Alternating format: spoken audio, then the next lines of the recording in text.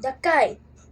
Josh got a kite for his birthday, but he did not know how to fly a kite.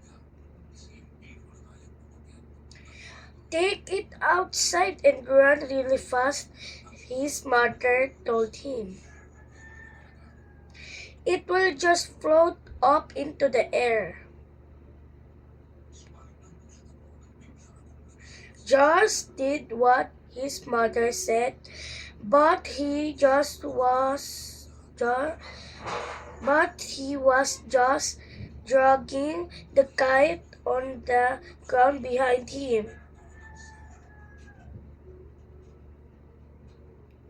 Then an enormous gust of wind came up. It left the kite into the air.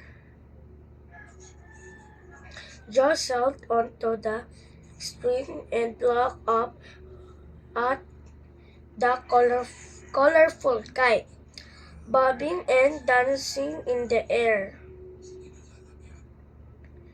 You did it, his mother said, coming outside.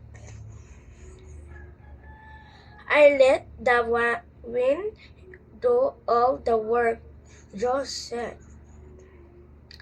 Question number 1. What did Josh get for his birthday? Josh got a kite for his birthday. What problem does Josh have in the story?